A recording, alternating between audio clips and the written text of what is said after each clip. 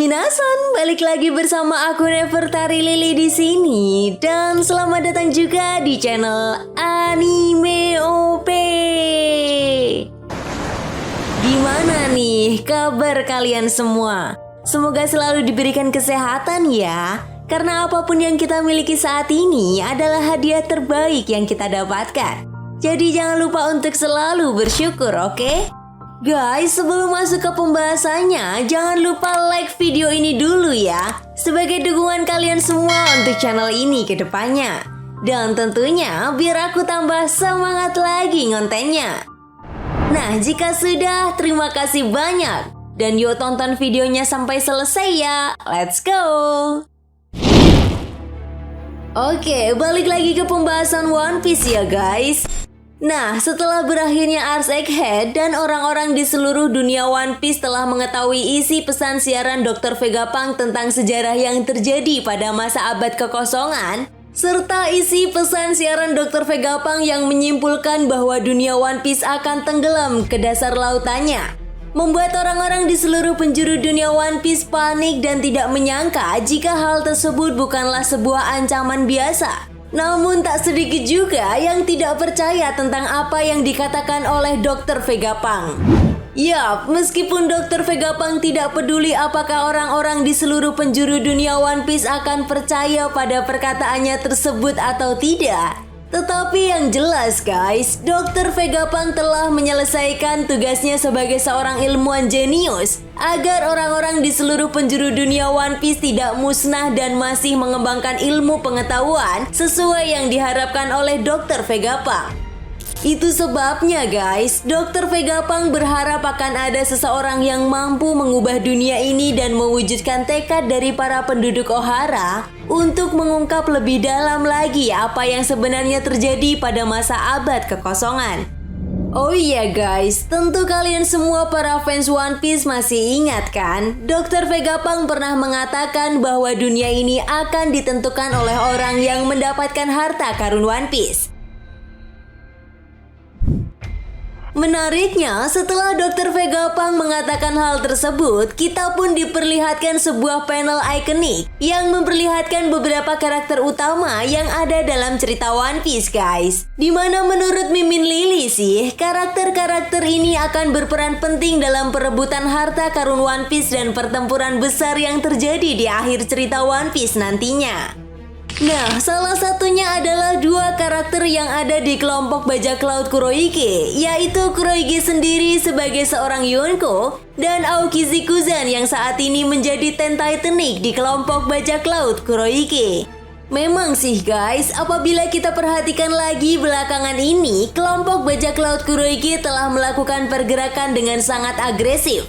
Bahkan pergerakan mereka pun bisa dibilang membuahkan hasil loh. Mulai dari berhasil menculik Carlot Pudding yang akan dimanfaatkan untuk membaca tulisan kuno Poneglyph, lalu berhasil menangkap Monkey D. Garp meskipun harus mengorbankan Koby yang berhasil melarikan diri, kemudian berhasil mengkopi wujud dari Gorosei Saturnus, lalu akan mendapatkan informasi tentang lokasi keberadaan senjata kuno Poseidon dan Pluton dari Karibo. Dan yang terakhir di chapter 1126 kemarin, Laffy sedang ditugaskan untuk melakukan persiapan untuk kelompok bajak lautnya. Ya, entah persiapan apa yang akan dilakukan oleh Laffy ke depannya, namun menurut Mimin Lily sih, kemungkinan besar ini ada kaitannya dengan rencana penyusupan yang akan dilakukan oleh kelompok bajak laut Kuroige di Tanah Suci Marijoa. Jadi pada intinya sih, rencana-rencana kelompok bajak laut Kuroige yang sudah terlaksana ada kaitannya dengan rencana atau persiapan yang dilakukan Laffy di Tanah Suci Marijoa. Dengan kata lain, ada sesuatu hal yang diincar oleh Kuroige di Tanah Suci Marijoa, di mana kemungkinan besar menurut Mimin Lily, ini ada hubungannya dengan harta karun Marijoa yang pernah disinggung oleh Doflamingo. Tentu sampai di sini banyak dari para fans One Piece akan bertanya-tanya, bukankah Gorosei dan beberapa Vice Admiral telah mengetahui jika Gorosei Saturnus telah mati? Berarti kan percuma dong Katarina Devon mengkopi wujud dari Gorosei Saturnus. Ditambah lagi resikonya akan besar jika Kurohige menyusup ke Marijoa dan diketahui oleh Gorosei atau orang yang telah mengetahui informasi kematian dari Gorosei Saturnus. Perlu diingat ya guys, Kurohige ini orang yang cerdas dan licik. Kalaupun Kurohige ketahuan menyusup, maka Kurohige telah mempersiapkan rencana cadangan untuk mengatasi hal tersebut. Apalagi saat ini kelompok bajak laut Kurohige telah mendapatkan kartu as mereka, yaitu dengan menangkap Monkey D. Garp, yang sewaktu-waktu bisa mereka manfaatkan untuk memuluskan rencana mereka. Selain itu guys, satu hal yang gak bisa kita lupakan yaitu rencana Kurohige untuk menjadikan Pulau Hachinosu sebagai sebuah negara bajak laut yang diakui oleh pemerintah dunia. Yap, jika kabar berita kematian dari Gorosei Saturnus ini justru ditutupi oleh pemerintah dunia, maka hal ini akan sangat menguntungkan sekali bagi Kurohige loh. Karena sewaktu-waktu Kurohige bisa memanfaatkan wujud dari Gorosei Saturnus untuk mendeklarasikan Pulau Hachinosu sebagai sebuah negara bajak laut yang diakui oleh pemerintah dunia. Dan disadari atau tidak, pastinya orang-orang di seluruh penjuru dunia One Piece pun akan percaya dengan hal ini. Itu sebabnya guys, menurut aku sih, kematian dari Gorosei Saturnus justru akan sangat menguntungkan sekali bagi kelompok bajak laut Kurohige. Apalagi jika berita kematian Gorosei Saturnus ini justru dirahasiakan oleh pemerintah dunia, maka hal ini bisa menjadi sebuah bumerang bagi pemerintah dunia. Entah itu kekuatan buah iblis atau sesuatu hal yang penting yang ada di Marijoa yang akan menjadi incaran Kurohige nantinya. Namun yang jelas, Kurohige benar-benar akan menjadi ancaman yang sangat nyata bagi pihak pemerintah dunia. Tidak peduli seberapa kuat pemerintah dunia, Kurohige akan selalu menggunakan cara kotornya untuk melawan musuhnya. Selain itu, tentunya Kurohige yang akan segera mendapatkan informasi tentang keberadaan senjata kuno dari Karibo pasti akan segera melakukan pergerakan besarnya.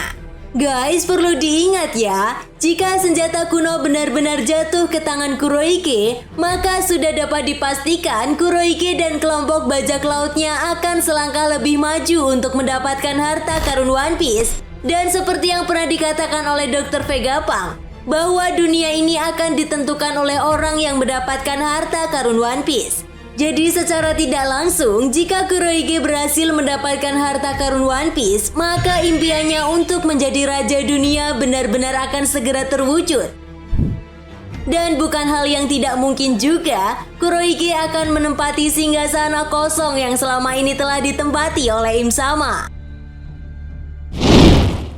Oke, kayaknya cukup segini dulu ya guys pembahasan kita kali ini tentang analisa apa yang akan terjadi ke depannya di chapter 1128, sekaligus langkah apa yang akan diambil oleh kelompok bajak laut Kurohige dalam perebutan harta karun One Piece. Nah, jika kalian punya pendapat lain, silahkan tulis pendapat kalian di kolom komentar ya. Dan sampai jumpa lagi di pembahasan berikutnya. Bye-bye.